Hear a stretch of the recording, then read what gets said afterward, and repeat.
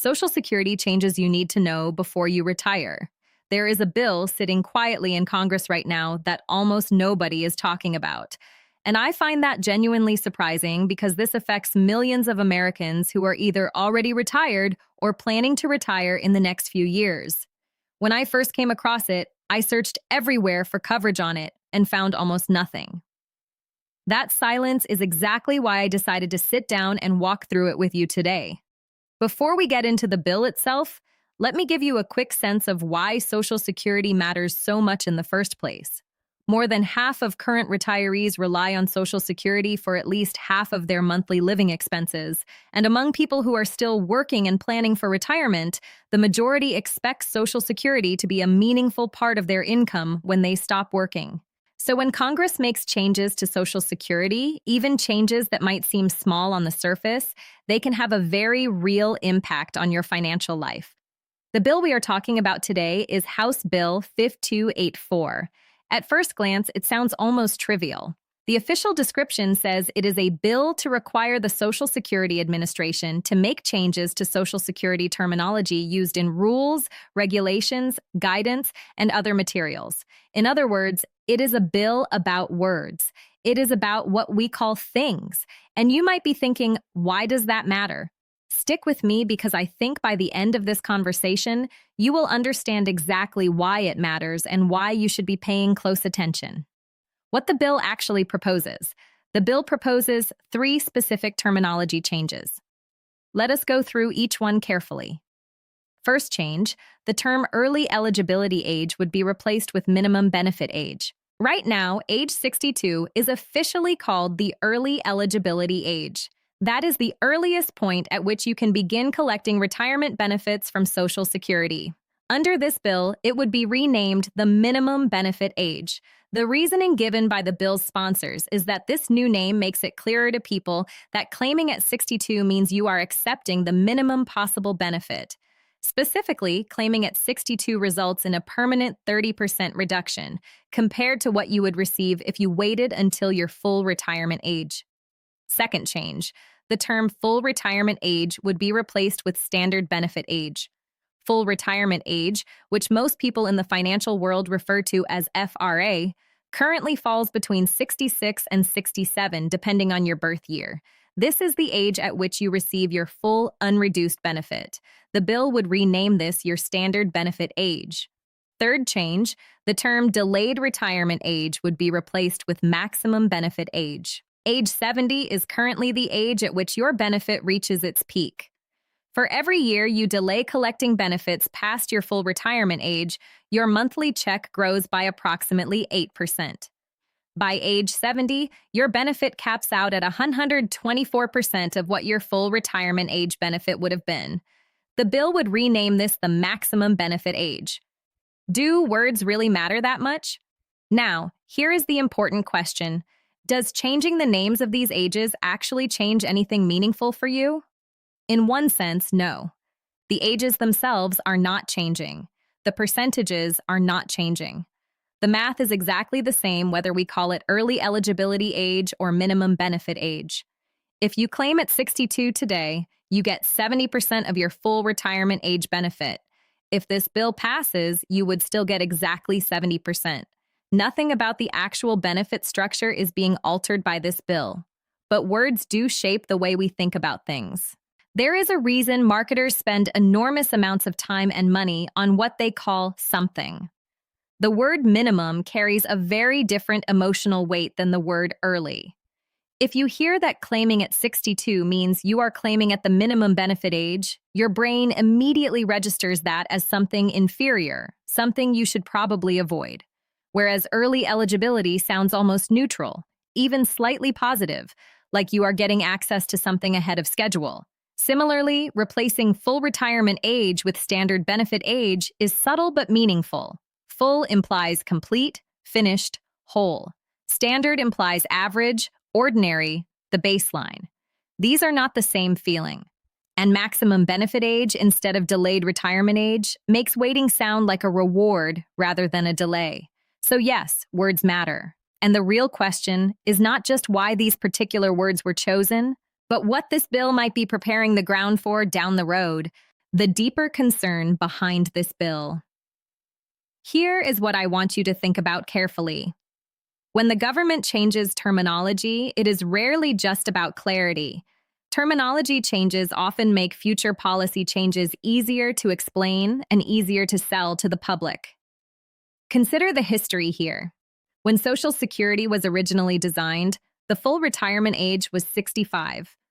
Over time, that age was pushed back to 66 and then to 67 for people born after 1960.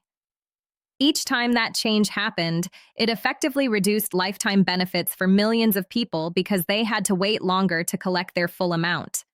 If the standard benefit age, as this bill would rename it, were to be moved from 67 to 68 or 69 or even 70 in the future, that would be an enormous change for retirees and pre-retirees.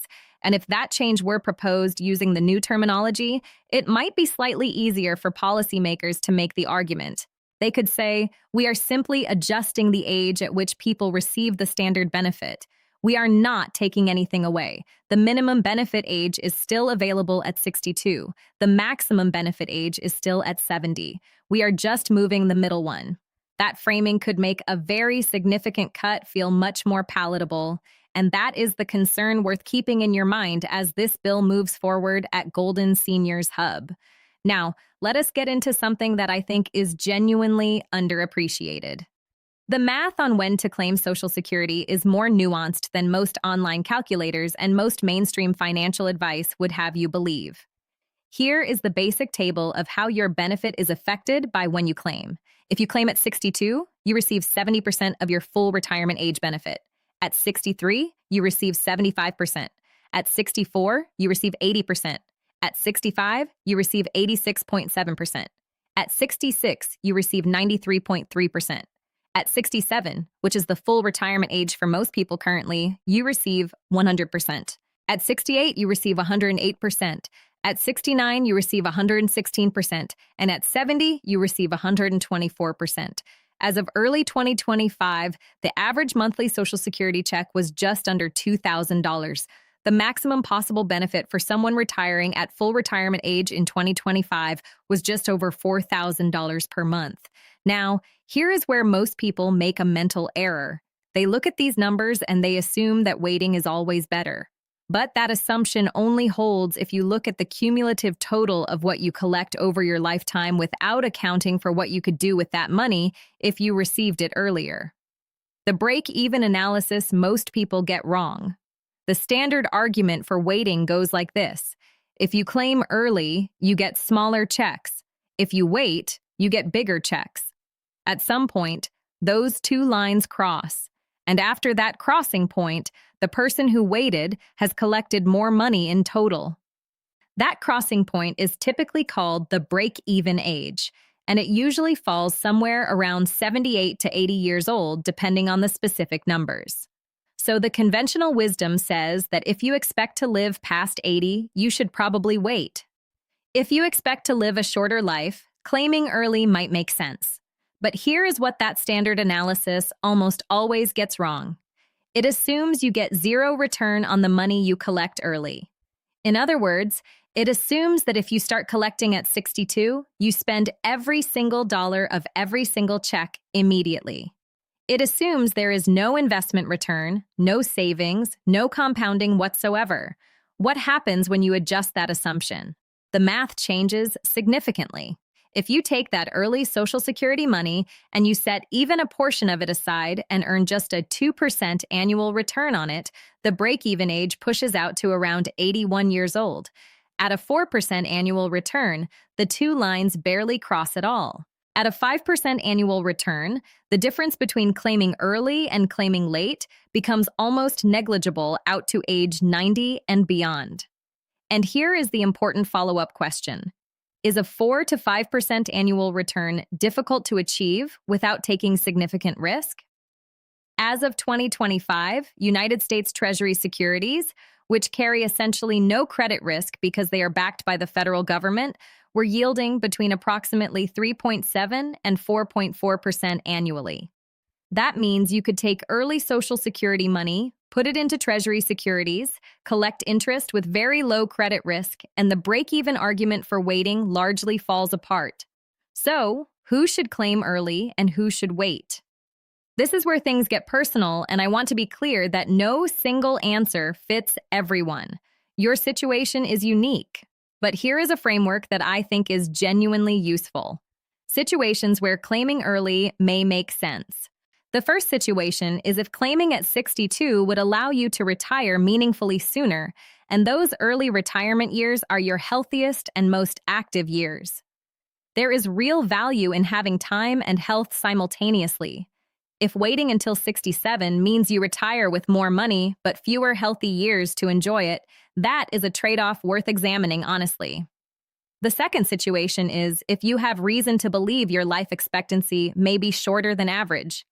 Family history of serious illness, existing health conditions, or other factors that suggest a shorter lifespan may make claiming earlier the more rational financial choice.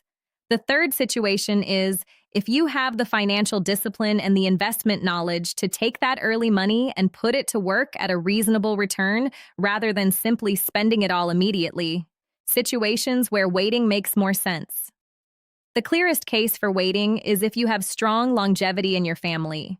If your parents and grandparents lived into their late 80s or 90s, there is a meaningful probability that you will too. Social Security is for most Americans the only income stream you will have in retirement that is both guaranteed and inflation adjusted. It rises with the cost of living. It cannot be outlived. It does not depend on market performance. The longer you expect to live, the more valuable the guaranteed inflation-adjusted income becomes. Waiting as long as possible to maximize that monthly check can serve as a form of longevity protection. The healthy life expectancy problem. Here is a data point that I think deserves more attention in retirement conversations at Golden Seniors Hub. Average life expectancy and healthy life expectancy are not the same thing. The World Health Organization tracks what is called healthy average life expectancy, which measures not just how long people live, but how many of those years are lived in good health. In the United States, the healthy average life expectancy is 66.1 years. That is just barely over a year past the traditional retirement age of 65. Compare that to countries like Japan, Singapore, South Korea, Switzerland, Spain, France, and others where healthy life expectancy is 72 years or higher. What this means practically is that many Americans are spending their healthy, active years working. By the time they reach retirement age, their healthiest years are largely behind them. And if future policy changes push the standard benefit age higher, even more people will be working through the years when they are most capable of enjoying leisure, travel, family, and the things that make retirement meaningful. This is not a small concern. Retirement rates in the United States have been declining across every age group for 2 decades. Among people aged 55 to 59, the retirement rate has fallen from nearly 20% in the early 2000s to around 11% today. Among people aged 65 to 69, the retirement rate has dropped from 76% to 70%. Fewer Americans are retiring, and those who do retire are doing so later.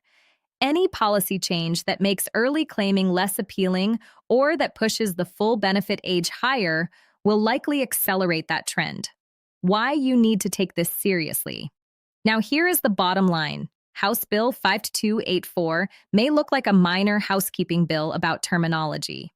And maybe that is all it is, but it is worth paying attention to because the words we use to describe things genuinely shape how we think about them and how we react to future proposals. If this bill passes and Americans spend several years thinking of age 67 as the standard benefit age rather than the full retirement age, it becomes psychologically easier for future legislation to adjust that standard age upward. It becomes a simpler conversation to have. We are not cutting your benefits. The argument would go, we are just adjusting the age at which you receive the standard benefit. That is a significant concern, especially given everything we know about healthy life expectancy, declining retirement rates, and the degree to which Americans depend on Social Security for their basic financial security in retirement. What you can do right now is stay informed. Run your own numbers. Do not rely on simple online calculators that assume zero return on early benefits. Think carefully about your own health, your family history, your financial situation, and what retirement actually means to you in terms of how you want to spend your time. Social Security is not a one-size-fits-all decision. The right answer for you depends on factors that no bill and no generic calculator can fully capture. But understanding the rules of the game, including what Congress is quietly changing about how those rules are named and described, gives you a much better chance of making a decision you will feel good about for the rest of your life. Stay engaged. Keep asking questions.